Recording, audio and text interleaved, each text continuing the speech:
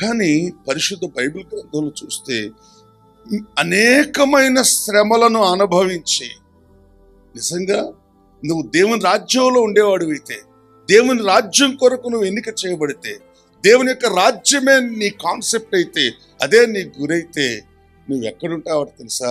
ఎక్కడ సంఘానికి శ్రమ ఉందో అక్కడ నీ ప్రజెన్స్ ఉంటుంది, అక్కడ నీ హాజరు ఉంటుంది. నువ్వు లేకుండా ఆ సంఘం ఎప్పుడు కూడా శ్రమలలో ఉండదు. నువ్వు లేకుండా ఎప్పుడు సంఘం శ్రమలో, ఆ సంఘం శ్రమలో ఉంది అంటే నువ్వు తప్పకుండా అక్కడ ఉంటావు, నువ్వు తప్పకుండా ఉంటావు. ఎందుకో తెలుసా? శ్రమల ద్వారానే మన ఆత్మీయ జీవితం ట్యూన్ చేయబడుతుంది, మన ఆత్మీయ జీవితం పరిపక్వతలోనికి వస్తుంది, మన ఆత్మీయ జీవితం సంపూర్ణతలోనికి వస్తుంది. మన ఆత్మీయ జీవితం మంచి సత్యంలో ఎప్పుడు నడుస్తుందో తెలుసా ప్రియులారా? శ్రమ వచ్చినప్పుడే, శ్రమ వచ్చినప్పుడు. అందుకే పిరికివాడు ఎప్పుడు దేవుని రాజ్యంలో చేరడట. నేను చెప్తున్నా, బైబిల్ చెప్తుందా? మీ బైబిల్ చెప్తుందా? నా బైబిల్ చెప్తుందా? అది మాత్రం మీరు అండర్లైన్ చేయరు, చూడరు దాన్ని. ఒకవేళ అదో చిచ్చి ఇది వచ్చిందే అనుకుంటారు మీరు. ఎందుకంటే మీకు మంచి మంచి మేళ్ళు, దీవెనలు, ఆశీర్వాదాలు, ఫలాలు కావాలి, బాగా గుత్తులు. దేవుని స్తోత్రం కలుగును. ప్రైజ్ ది లార్డ్, హల్లెలూయా. కాబట్టి ప్రియమైనటువంటి దేవుని బిడ్డలారా, పరిశుద్ధ బైబిల్ గ్రంథాన్ని మనం పరిశీలించి చూసినట్లయితే పౌలు ఏమంటున్నాడంటే, అయ్యా మనము ఇవన్నీ అనుభవించే కదా మనం దేవుని రాజ్యంలో ప్రవేశించాలి. చెప్పండి. అంటే ఈ అనుభవం లేకుండా ఒక విశ్వాసికి కానీ, ఒక సంఘానికి కానీ ఈ అనుభవం లేకుండా దేవుని రాజ్యంలో ప్రవేశించటం దుర్లభం, అసాధ్యం. కాబట్టి నిజంగా యేసుక్రీస్తును నువ్వు అంగీకరించింది దేవుని రాజ్యం కొరకే అయితే, దేవుని రాజ్యంలో నువ్వు ఉండేటట్లయితే నువ్వు ఎక్కడుండాలి? ఈ భూమి మీద నీ సేవకుడు, నీ సంఘం ఎక్కడుంటే అక్కడ నువ్వు ఉండాలి.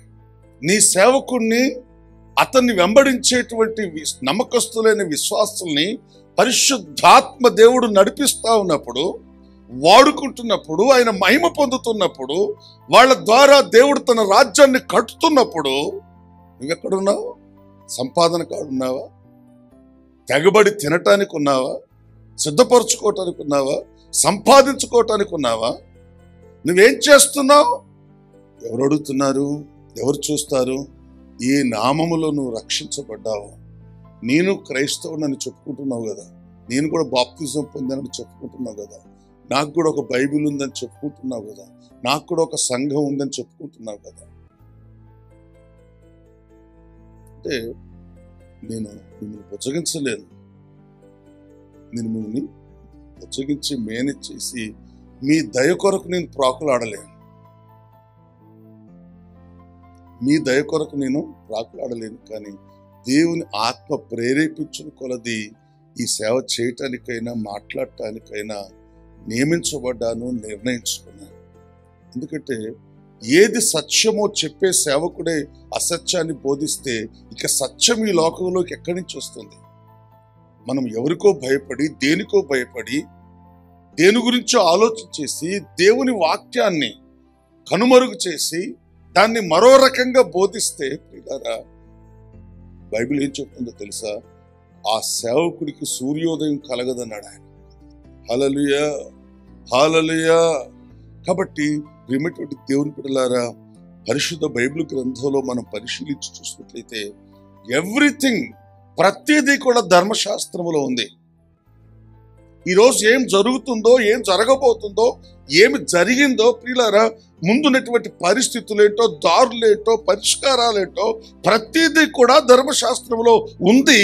అయితే దాన్ని చదివే ధైర్యం నీకు ఉండాలి.